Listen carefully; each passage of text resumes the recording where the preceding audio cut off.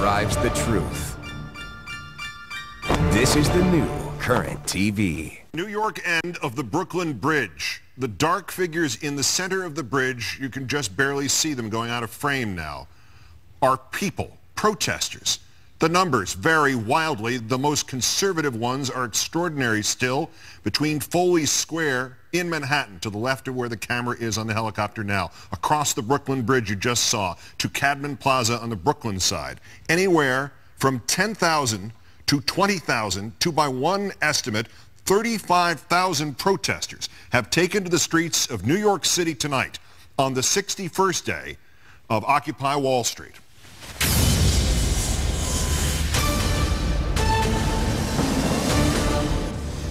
Which of these stories will you be talking about tomorrow? He's bleeding! He's bleeding!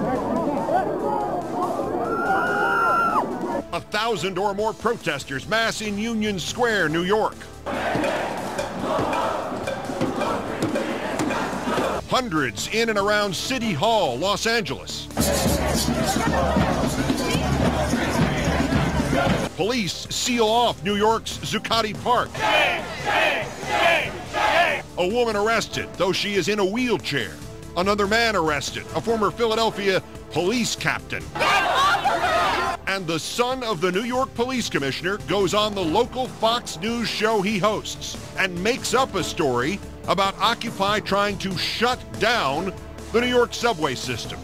Day 62 of Occupy. As many have said, you probably should have let him just stay in the park, Mikey. Even in the face of this antagonism, the police maintained incredible restraint.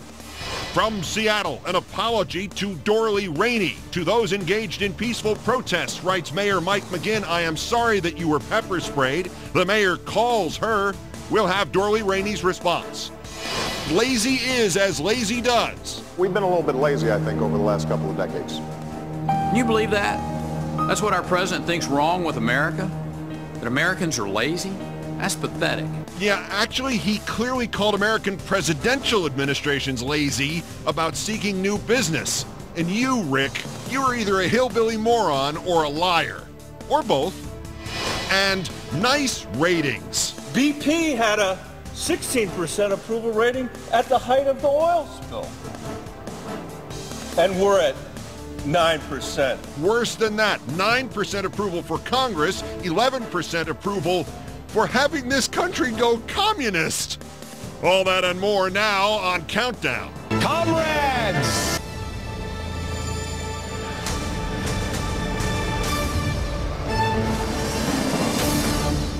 Good evening from New York. This is Thursday, November 17th, 355 days until the 2012 presidential election.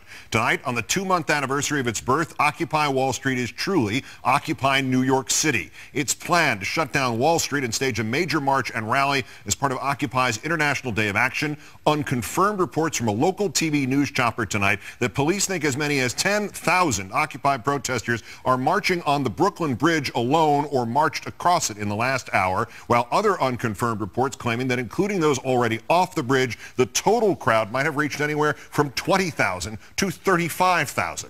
The fifth story on the Countdown, Wall Street was not shut down, but Occupy has been marching all day and is still marching tonight from Wall Street to Zuccotti Park to Union Square to the courthouse district of Foley Square and on to the Brooklyn Bridge. In a day of rallies and clashes with police that saw now more than 200 arrests. On Wall Street this morning, mounted police guarded the New York Stock Exchange. Perhaps they were waiting for Paul Revere. When police checked work IDs as early arrivals made their ways to banks and brokerage houses, while at Zuccotti Park, protesters gathered, watched there by the NYPD and park security guards. The institutions that sort of set the tone of the country don't represent the people of the country. There are so many corporations who have the ability to not pay a lot of taxes because of a lot of loopholes in the system, and I think we need to fix that. I'm here to support Occupy Wall Street. More than 1,000 protesters marched to Wallet Street, hoping to close the exchange or at least force it to delay opening. They were met there by the NYPD. Some protesters tried to occupy the asphalt, many arrested. The stock exchange opening bell rang on time. Among the arrestees, a woman in a wheelchair. This picture tweeted by Michael Moore, who wrote that when police couldn't figure out how to take her to jail, they just gave her a ticket instead. Also arrested this morning, former Philadelphia police captain Ray Lewis, an Occupy supporter who said, "As soon as I'm let out of jail, I'll be right back here and they'll have to arrest me again." As for those two counter-protesters there's a sign shown right next to them, not in the picture, which asks, "So my 401k is safe?" There were also more name arrests. The president of the SEIU union, Mary Kay Henry, and two New York City council members, Jumani Williams and Melissa Mark Vivitero, were arrested at Brooklyn Bridge. The New York Civil Liberties Union also reported 3 Homeland Security vans on the Brooklyn side of that bridge.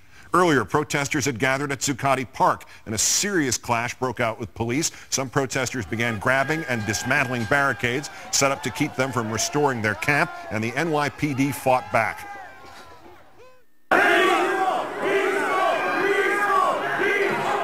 This protester reportedly beaten after he knocked a police officer's cap off his head. He paid with blood as well as his arrest. At least 5 officers were also sent to hospitals for minor injuries. One needed 20 stitches after he was hit with a shard of glass. Others had a stinging liquid, possibly vinegar, thrown in their faces. Despite scenes like that, New York Mayor Michael Bloomberg, no friend to Occupy Wall Street, was all but benign as he described the first part of this day. There have been, I think it's fair to say, minimal disruptions to people, and most protesters have, in all fairness, acted responsibly. But those that break the law, those that try to assault other people, particularly our first responders, are going to be arrested. From Zuccotti Park, thousands of Occupy protesters marched north to Union Square for a rally in that venerable location of rallies. Actress Anne Hathaway joining the 99%, somewhat incognito. And a night march followed downtown from Union Square back to the Courthouse District and Foley Square. The crowd there growing to perhaps as many as 10,000, 15,000 perhaps, as union members joined the protesters who'd been working throughout the day. Occupy Wall Street then occupying Brooklyn Bridge. Organizers calling it a festival of lights to celebrate 2 months of a new movement to reclaim our democracy. About 60 protesters arrested on the bridge, including the New York City councilman referenced earlier, Mr. Williams. Occupy Wall Street also staged an event called Occupy the Subway to, quote, take our own stories to the trains, a goal profoundly distorted on local Fox's New York Fox station. The anchor Greg Kelly suggesting at least 4 times that Occupy had indicated it wanted to shut down the subway system at mid-afternoon. Greg Kelly is NYPD Police Commissioner Ray Kelly's son. Coincidence, no doubt. Despite the family connection, New York Deputy Mayor Cass Holloway would have none of it. The crowd is growing, and there are indications that they want to shut down the New York Stock Exchange and also perhaps New York City mass transit. Are you advising New Yorkers to avoid the subway at 3 o'clock this afternoon? No. Deputy Mayor Holloway suggested instead that New Yorkers simply stay informed. Those who did ride the shut-down subways around 3 p.m. today may have seen scenes like this. Occupy protesters handing out leaflets and taking their stories to the trains. Let's start our coverage today with more on today's Occupy New York march. Adam Gavitt, the reporter for The Guardian newspaper. It's good to have you, sir. Thank you. Give me your read on what we know at this hour of events at Brooklyn Bridge. Is there any reliable reporting on what size that crowd was? Some colleagues of mine who I've been reporting with for the past couple of weeks have said that the people are still continuing over the bridge. Last I was there was about 10 to 7, and the crowd then was backed up all the way from the bridge back to Foley Square. That is about... must be getting towards a kilometre, or as I should say, 2/3 of a mile, of course. And it's and thousands of people, literally thousands. Is there any sense that anybody had an idea that the crowd would grow to these proportions tonight, whether the protesters or the police? Because it certainly seems like the police reaction in the last hour has been more like, whoa, and we're just going to stand over the side and get out of everybody's way. I think the police had a huge presence, but I think they were surprised. And I'm sure organisers were surprised as well. Occupy Wall Street, in its preparation for today, in its press releases, they did say they expected tens of thousands at Foley Square. But as a reporter, you sort of take these things with a pinch of salt. I was expecting maybe up to 10,000, but nothing like this. And the numbers this morning were kind of fairly small, what we've seen before. So not small, but, you know, in the low thousands. But certainly the numbers this afternoon were just incredible, and I think everyone involved was surprised. You were at Zuccotti Park today for the violence there. Do you have an inkling as to actually what started that? We've heard everything from batteries being thrown at police to possibly vinegar being thrown in the faces of police, and you say, well, how serious is that? You don't know it's vinegar when it's thrown in your eyes. You have no idea what that could be, a caustic chemical. It could be something dreadfully serious. Other stories that this all began when that man knocked a police cap off a policeman's head. Any idea where the mayhem began? It's always difficult to tell where the mayhem began, and sometimes, of course, it's better the next day as footage from so many citizen journalists who are very helpful to reporters. Yes. and of course, anyone who's wanting to read these riots, but these protests, sorry. In terms of how it started, it's very difficult to get a sense. I was close to it, but I was just around the corner, so the first I saw was when I came back to Zuccotti Park, and of course there's people walking around with blood over their faces, very dramatic scenes. As a police officer, if something is thrown in your eyes that stings, you're obviously not going to take that lightly and going to be quite scared, I imagine. The knocking of the cap, if that proves to have been the cause, then clearly that is not something that would provoke such a reaction, you'd hope. One would think not. Give me your assessment from talking to people throughout the day. The size of the crowd, and again, no one could have forecast what this was going to be tonight, but does this originate solely from the idea of the raid the other night? Was that a tipping point in a way that perhaps certainly Mayor Bloomberg didn't understand as we're seeing the projection of the 99% logo on the side of one of the big bank buildings downtown this evening, an extraordinary thing that's being commented on by everybody who marches past that.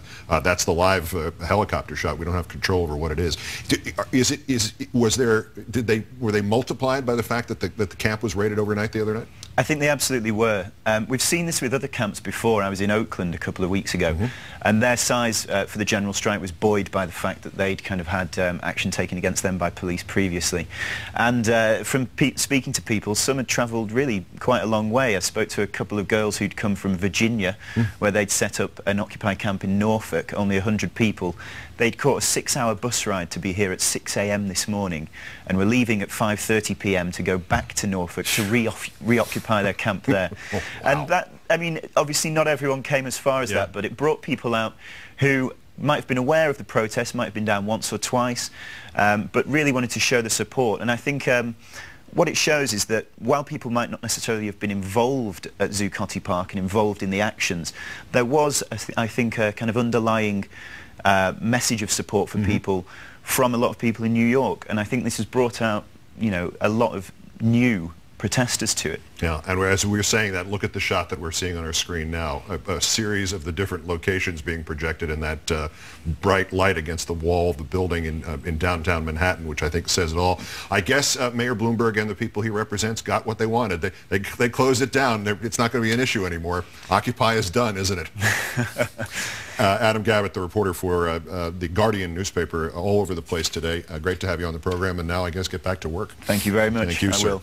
Our next guest actually managed to get inside the New York Stock Exchange today, that it wasn't part of some kind of Occupy raid. He had been invited and took advantage of his time inside to leave this Occupy poster to bemuse the brokers and the specialists. Mass nonviolent direct action is not a stock exchange specialty, though on a day the markets closed down, Occupy clearly beat the trend. Michael Kink left that poster. He's the executive director of the Strong Economy for All Coalition, and he's joined us once again for some more on what happened today. Good to see you, sir. Thanks. All right, let's talk about the exchange first, then we'll talk more about what's happening tonight. How did you happen to be? How did they let you in? Well, I think I was there because so many courageous people at Occupies all over the country put their bodies on the line. It's not every day you get a chance to talk on a financial news network about economic justice, income inequality, jobs. You know, I was there because Occupy Wall Street exists. They invited me. I went. I was happy to talk. We had a good exchange. And they were talking about the disruption on Wall Street. They were talking about the disruption of business as usual, the traders, the folks working on the floor. They clearly felt Occupy's shutdown this morning.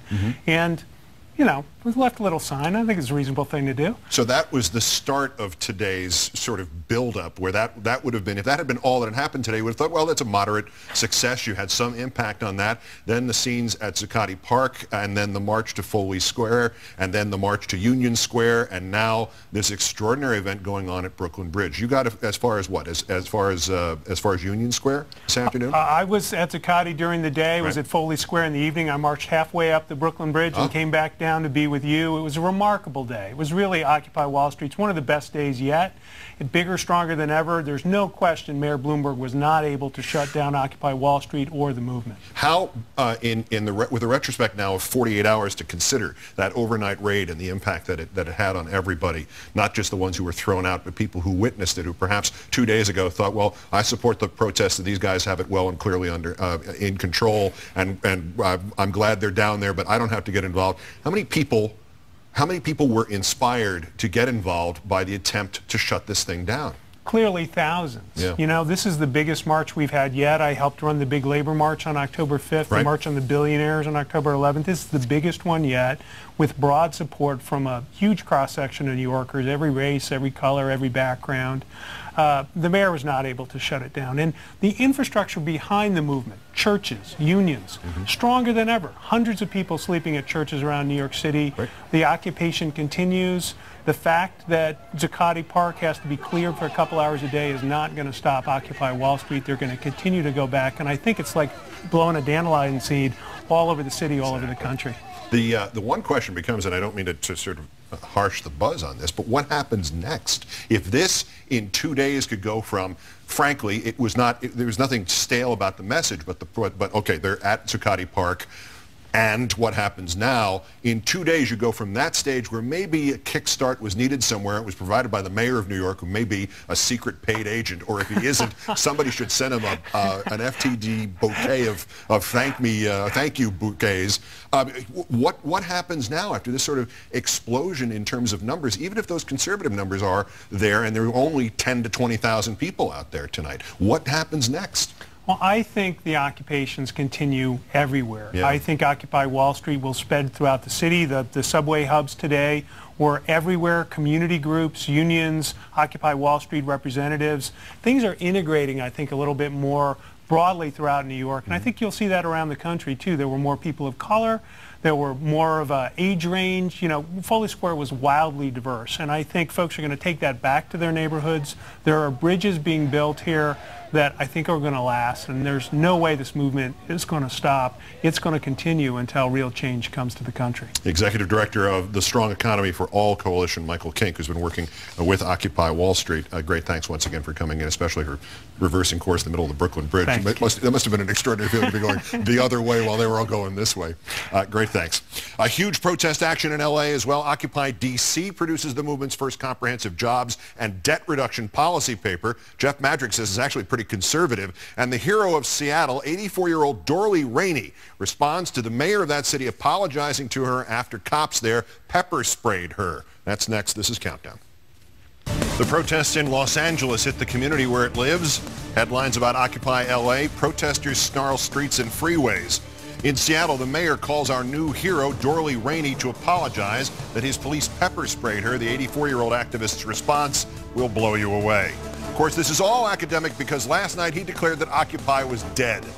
Honestly, the people who put together the Titanic made better predictions. And he has solved his on-camera bloopers and vapor lock interview problem. At his interviews, no more cameras. Ahead on Countdown.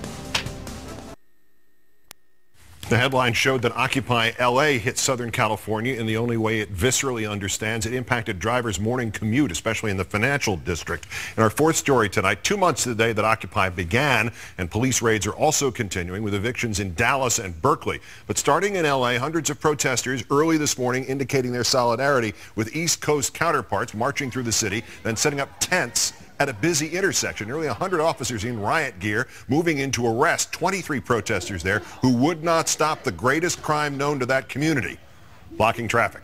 Then late this afternoon, protesters setting up a second encampment in addition to their main camp outside City Hall, that one at Bank of America Plaza.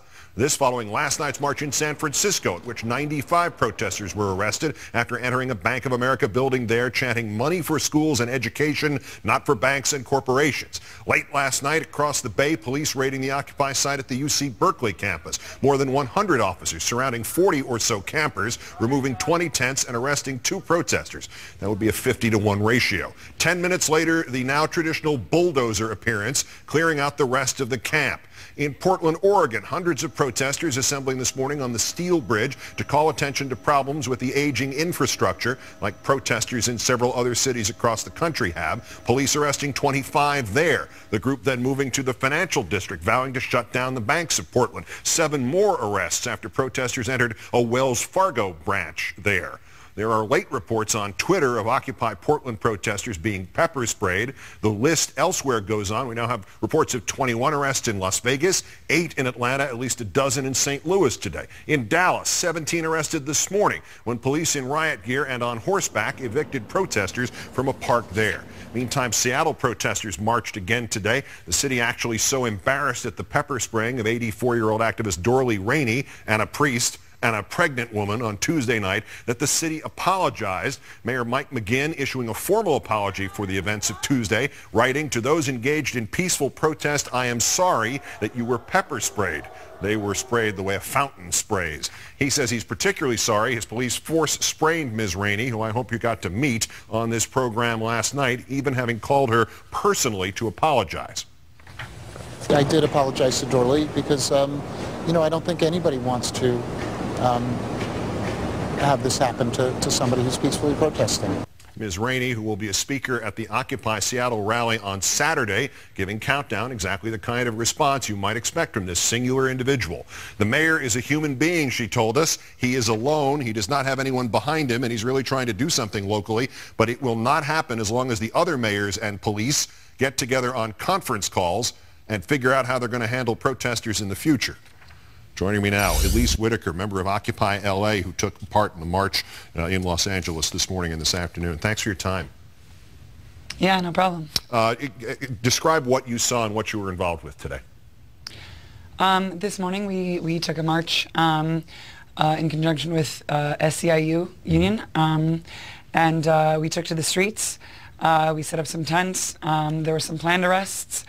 There were also unplanned arrests. 2 of our occupiers ended up crossing a police line of police bikes, and they were arrested for it promptly.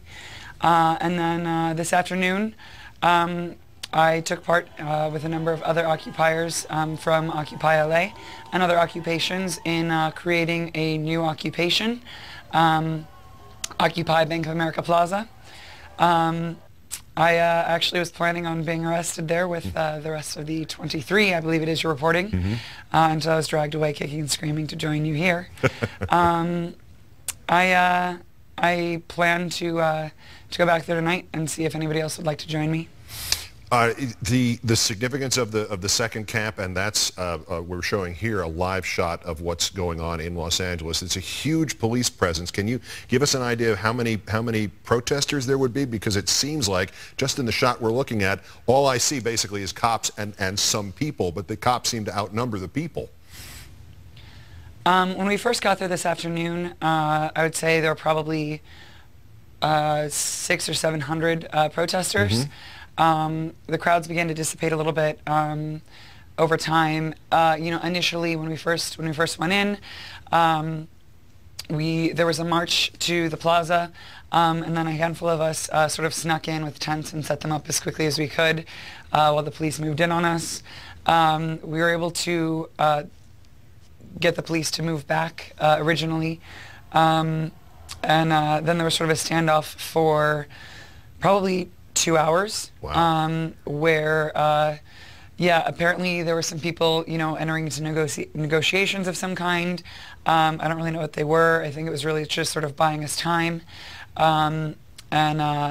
Eventually, during that time, I think a lot of people perceived that, oh, everything's okay, and so a lot of people left, despite a number of us encouraging them to say that we really needed the numbers.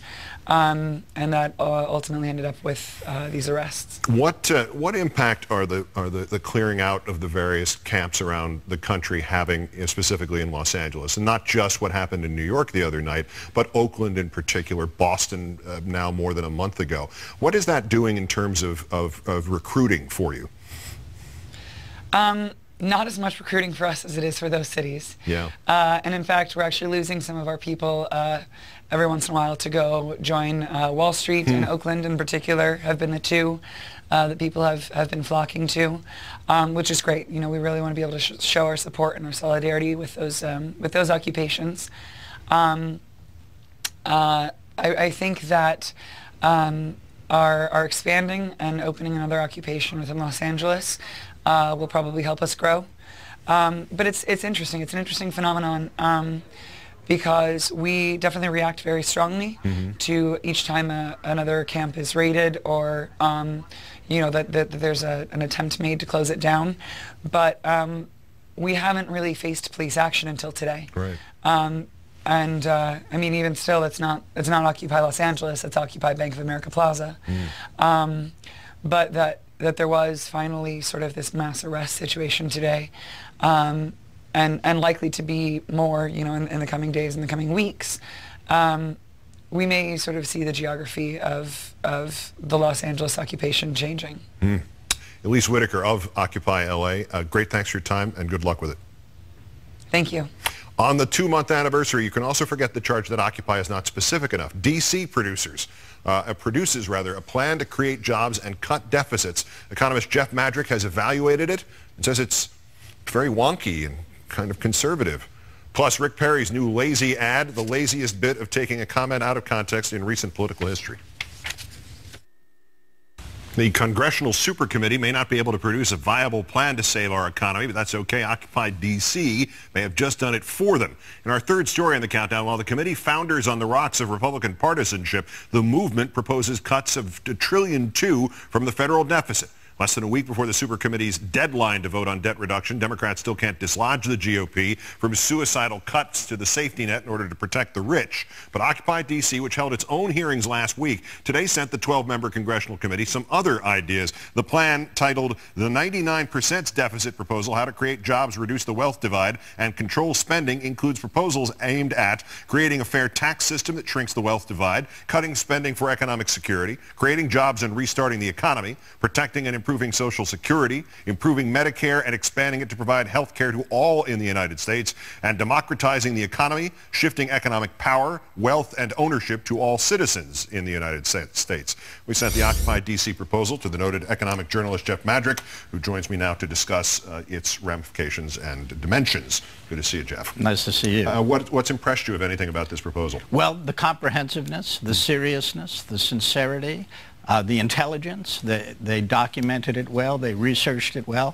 I have only a couple of issues here and there that I thought were mistaken in it. So I applaud them. They have to be given credit. They've come forward. They've answered some of the critics who say, you guys don't stand for anything. And probably this plan will bring some attention to some of these issues and to a new audience. But it is not novel in any particular way. It's probably too comprehensive to have any sticking power, any glue. I would like to have seen them narrow in on a couple of issues and put all their power behind those. What in particular that we would understand that you like? Here's what I like. I more than like this. I love this. Medicare for all. People love Medicare, those who are over 65. It is not the most generous plan in America. In fact, it's slightly less generous than a typical private employer plan, but it works. Administrative costs are low. You can buy a Medigap to cover the gaps in payments, the 20% deductibles and so forth. It should be applicable to all Americans. And then the government should be able to negotiate on drug prices and start to establish better medical practices. If I were Occupy Wall Street and or Occupy in general and wanted to talk about one reform in America, it would be that. Because for all the talk about the budget deficit in the future, Health care costs will drive the budget deficit. It is our biggest fiscal problem, and in a real sense, except for defense spending, it is our only very big fiscal problem. I think this is a softball question.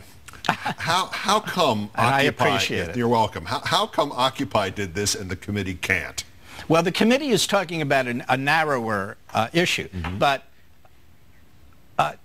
obviously Washington is paralyzed. Yeah. Republicans on the committee basically don't want a plan. They don't want to give up any tax increases in a compromise. It's extraordinary. Why don't they want to give any tax increases? One reason is obvious. They want Obama to fail. Maybe they're also ideological. They signed the sophomoric agreement with Grover Norquist, a pledge on a little piece of paper that they would never raise taxes, as if it were some kind of religious statement, which maybe for some of them it is. Yeah. It's hurting America badly. They are simply not. So it's political paralysis, pure and simple. The other issue is, of course, Obama joined this argument too early in his own administration. He started talking about deficits and government spending much too early when we needed fiscal stimulus, when we needed infrastructure investment, industrial investment. That's what will get us jobs back. And he gave in. So there really weren't two sides to this debate. Right. There were 1.5 sides. Right, just degrees of it. After Bloomberg kicked Occupy Wall Street out of Zuccotti the other night, he said protesters have had 2 months to occupy the park with tents and sleeping bags. Now they will have to occupy the space with the power of their arguments. Is that not exactly what this is? And once again, shouldn't Mikey have just let them stay in the park? Because you've got maybe 35,000 on the streets of New York tonight, and a comprehensive plan to settle the issues of the national debt and job creation. I don't think I'd make the Hall of Fame with my batting average predictions, but the one prediction I made was a bad day for Bloomberg, a good day for OWS. He shouldn't have made them the enemy. And that idea about living on the power of their arguments, what got Bloomberg elected? The power of his arguments? Or I double-checked this, $250 million in personal campaign spending. Yes, to say nothing of an illegal election for a third term that was prohibited by law until he cut a backroom deal with Christine Quinn, the head of the city council. The economist Jeff Madrick, the author of Age of Greed, thank you for analyzing it and bringing it into non-economist terms for it, as always. Always good to see you. Thank you, sir. Of course, as we know, Occupy is dead because Bill O'Reilly says it is. How did he know? Because he read it in the New York Post. I wish I was making this up, but I'm not. Worst persons and details on that ahead. Starting now. The Russ Hodges Dumont scoreboard will not be seen tonight, so we can instead bring you Countdown, the first news hour on cable to seriously cover Occupy Wall Street and the Occupy movement, the longest continuously running 8 p.m. news hour on cable, unless you consider Fox News. We're live each night at 8 p.m. We call it our little B-roll festival. Congress's approval rating drops below that of Hugo Chavez and just above Fidel Castro in this country.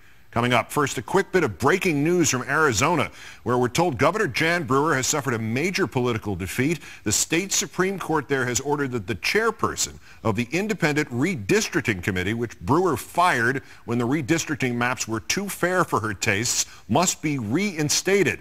The head of the redistricting committee in Arizona, thrown out by Governor Jan Brewer in a huge and perhaps unconstitutional power play there, reinstated by the state Supreme Court of Arizona. A major victory for progressives and even the moderates of that state. Okay, time marches on. We begin with the dog's life, and if you've ever wondered what your best friend does when you're not home, it's weirder than you think. He begins his routine with a bizarre counterclockwise spin move, then moves on to some other calisthenics. This one is called Upside Down Turtle. And for the finale, a blanket fort. A blanket fort. That's right. When they're alone, they do exactly what we do. That's what you do when you're alone, right? Kansas City, Missouri. Oh. In our romantic story of the day, after knowing each other for only a year, these crazy kids are tying the knot. It began by sharing meals together, and now Paul Trado, 83, and Fern Schur, age 96, are ready to take it to the next level. The wedding was a simple ceremony, followed by the honeymoon. The couple says they're not thinking about kids yet. Finally, the chick flick of the year. Baby penguin chicks. That is, these little guys born over the summer being raised in the Central Park Zoo, born the size of tennis balls, but without the little Pen 1 written on them. Their early lives are being documented online. From the food they eat, check please, to where they sleep, which is apparently a pasta strainer with a towel inside it. And when they get old enough, they'll finally get fitted for their tuxedo. Wait, that can't be right. Time marches on. It is perhaps a new low, even for Fox News, to try to question the impartiality of a liberal Supreme Court justice. The channel says an email she sent is prohibited by the 28th article of the U.S. Constitution, which only has 7 articles. There's not even a 28th Amendment. They made it up. John Boehner's Congress drops to 9% approval in the newest polling. The approval poll number for turning this country from democracy to communism is 11%. First the worst, and there are dumb political commercials and dishonest political commercials and lazy political commercials and context-free political commercials, but only this charlatan could produce a dumb, dishonest, context-free political commercial about the word lazy. Next. How unpopular is Congress? So unpopular that its approval poll numbers have dropped below BP, Paris Hilton, Hugo Chavez, and converting this country to communism. That's next. First, because this is where those more unpopular still go to get spanked. Here, Countdown's top 3 nominees for today's Worst Persons in the World. The bronze to Billo the Clown. Guess what Brainiac has done now? Declared the end of Occupy Wall Street. Declared it the night before 35,000 people showed up in downtown Manhattan. The failure of the Occupy Wall Street movement. Well, first of all, he's drunk. I love scotch. I love scotch. Scotchy, scotch, scotch. This picture taken by the New York Post shows hypodermic needles that were taken out of the New York City site. Isn't that nice? Bill, Occupy Wall Street had a medical tent with doctors and nurses, and the police came and seized it, so you'd probably find some hypodermic needles there. I don't believe we saw any hypodermic needles at the Tea Party protests, or am I wrong? No, just guns and portrayals of the president as a Nazi. Besides, if the Tea Partiers were into recreational drugs, they probably topped off their tanks at home. Scotchy, scotch, scotch. So the Occupy Wall Street movement is dead. Finished. Another Bill O'Reilly prediction, and as with most of them, disproved less than 24 hours after it was aired. Congrats, Occupy. You're here to stay. The runner-up, Governor Rick Perry, trying to pull his campaign out of the toilet. Perry has launched a new ad against President Obama, which is a classic example of taking a word out of context to utterly change the meaning of what was said. The word is lazy. We've been a little bit lazy, I think, over the last couple of decades. Can you believe that? That's what our president thinks wrong with America? That Americans are lazy? That's pathetic. Whoa, you're right. Well, except the president wasn't calling Americans lazy. It turns out he was calling the American government lazy. This was the whole context of the quote, which came at the just concluded Asia-Pacific Economic Cooperation Summit. I think, one related question looking at the world from the Chinese side is what they would characterize as impediments to investment in the United States. And so that discussion, I'm sure, will be part of whatever dialogue you have. And so how are you thinking about that? Well, this is an issue generally. I think it's important to remember that the United States is still the largest recipient of foreign investment in the world. Yeah.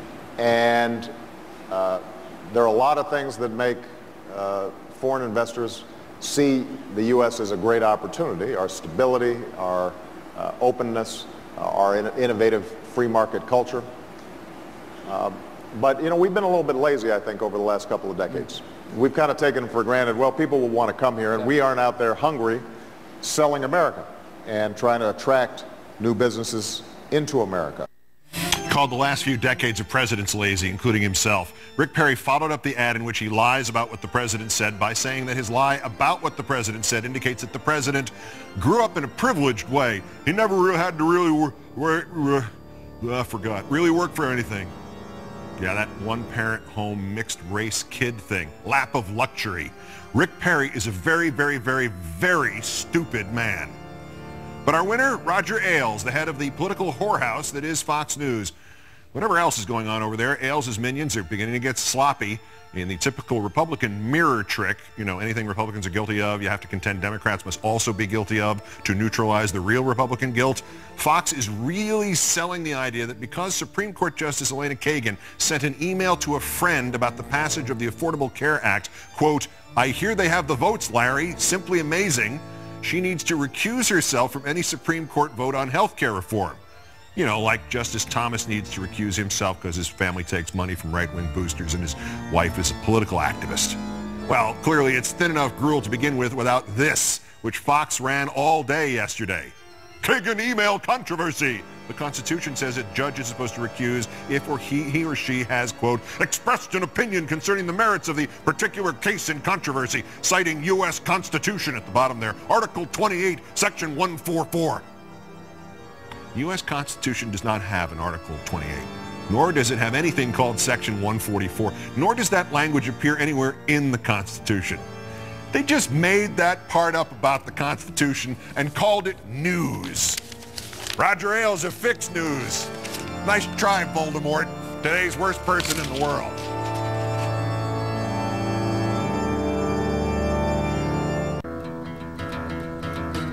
In public life, popularity is king. Popular celebrities make the most money. Popular TV hosts stay on the air. Thank you, thank you. But in our number one story, nothing is more public nor more independent on popularity than politics. That dictates what bills are passed and most of all wins elections. And what happens when the popularity of all of Congress sinks behind that of the radical and very seldom held belief that we should change this country from democracy to communism? To illustrate how poorly Congress is doing in popularity, Senator Michael Bennet of Colorado decided to create some charts to show how far popularity of Congress has fallen, an all-time low 9% approval rating. But it was his next chart that really showed the historical context of this unpopularity. We did some research, Mr. President, to find out what else is at 9%. And we couldn't find virtually anything. The Internal Revenue Service has a 40% approval rating. BP had a 16% approval rating at the height of the oil spill. There's an actress who's at 15%. More people support the United States becoming communist. I guess we can take some comfort that Fidel Castro is at 5%. As poorly as Congress is doing, nobody's dropping as quickly in the approval polls as Herman Cain. Seems the more people see him speak, the more they realize how much of a joke he is, which may explain why he canceled a meeting with the union leader, New Hampshire's leading newspaper. It's a conservative force there. He started first by saying he didn't want the meeting videotaped. Videos are typically used for television, and it's a newspaper. We decided we didn't want to do the video. You know, newspapers have been posting videos since the 90s. No, you're right. The less people who see your message, the better for you candidate. In order to make sure it was not on tape, Cain never showed up. That's not how The Godfather sees it. He claims he was the paper that canceled the meeting. Of course, I believe that. Cain's last editorial board meeting went so well in Milwaukee, I'm sure he's just chomping at the bit to do another. Needed a quick nap. But the best reaction came from the union leader's editorial page editor, Drew Klein. If Cain is more than 30 minutes late for our interview, is our next one free? Joining me on that note, comedian, activist, and Countdown contributor Maysoon Zayed. It's good to see you again. Good to see you. As if you could top this guy from the union leader. I mean, that's a hell of a line. It is. I'd be proud of that line. I don't think you guys understand what Herman Cain is trying to do. Oh, yeah, clearly. This is a publicity strategy. Yeah. It's called the Kardashian. Nice. When you have negative backlash, you have to hide out until people demand you come back. But what Herman Cain doesn't understand is you don't get to hide out when you're running for president. Mm-hmm. And why, of all people, would you want to piss off the union leader in Manchester, New Hampshire, which really is, I mean, it was the first conservative newspaper that stood up on its back legs and said, we're going to do it our way, and if you're not conservative enough, we're not going to give you an endorsement. Well, Herman Cain's conservative, and he feels like they're betraying print by using video. Nice. He's standing for something. I see, standing for the year 1999. That's what it means. We finally figured it out. We figured it out. Have you ever seen, from your point of view, from your comedian's experience, such a bewildering variety of caricatures of fodder for you than this current crop of GOP candidates like Cain and the rest of them? No, I haven't. And I always say it's like they're SNL characters of themselves. And when you think they can't top it, they do. Between Newt with Freddie Mac and Herman Cain, not knowing that, like, Gaddafi was paraded around on a stick. Rick Perry calling Barack Obama privileged. Yeah. Yes, because a mixed child growing up in a single home in the 70s is privileged. Like, we can say that POTUS is out of touch. We could say that. He's in Australia right now. As you know, the Wizard of New York City, Bloomberg, lets his thugs beat the stuffing out of people as if this is Tahrir Square. But he wasn't a privileged child. That's right. No one who has any idea of his background could ever make that claim and not burst into flames the moment they said it. All right, about this sort of headline here, the Congress popularity numbers. Let's take a look at the Bennett chart again, and we'll see what else is more popular than Congress at the moment. Lawyers are at 29%. Nixon during Watergate was at 24%. Paris Hilton, Hugo Chavez, and again, people who want this country to turn to a communist state. Is there anything other than that last little lonesome picture of Fidel Castro in the corner? Is there anything that could be less popular than Congress at the moment? At this point, the only thing that could be less popular than Congress are pedophiles and the dude who pepper sprayed Dorley Rainey in the face. Those are the only things, because they're like, I mean, first of all, BP oil spill, not BP the company. The spill was more popular than Congress. Killing birds and dolphins, more popular than Congress. Turning into communism, standing on bread lines and giving your child to be raised to be Drago from Rocky IV is more popular than Paris Hilton, who shouldn't even be in the single digits. More popular than Congress. All right, so is there any hope? I mean, do they need a celebrity makeover? Do we need to make it American Congressional Idol, Dancing with Congress, Toddlers and Congress and Tiaras? What do we need to do? Well, I think the first thing that they need to do is they need to stop selling themselves to the highest bidder, because according to my mom, that's not governing, that's prostitution. But if that doesn't work, I think that those poor exploited girls from Toddlers and Tiaras could do a much better job than the current Congress. Is there, and you hold out any hope for Congress, or do we have to go have a constitutional convention and come up with something else between the Supreme Court and the president and fill up all those empty buildings in Washington that would happen if we got rid of all of them at once? No, I think there's hope. I think that they simply need an intervention. We need to, you know, take them and sequester them and put them in a room and have them watch every single thing they've done for the past 16 years until they repent and reform. So you just recycle the same tape every 20 minutes, because there's not a lot they've done for the last 16 years. Either that, or you just flush them out and start all over. Or send Occupy New York, I guess we'll have to call it as of tonight, 35,000 people to occupy Congress. You'll see what happens there. See what happens there. Countdown contributor Maysoon Zaid, always a pleasure. Thanks for coming in. Thank you. Before we go again, the last report from downtown Manhattan, perhaps 35,000, at least somewhere between 15,000 and 20,000 on the streets of Manhattan, at Foley Square, at Zuccotti Park, crossing the Brooklyn Bridge on the 2-month anniversary of the start of Occupy Wall Street. That's Countdown. I'm Keith Olbermann. Congratulations on surviving another night of this crap. Good night and good luck.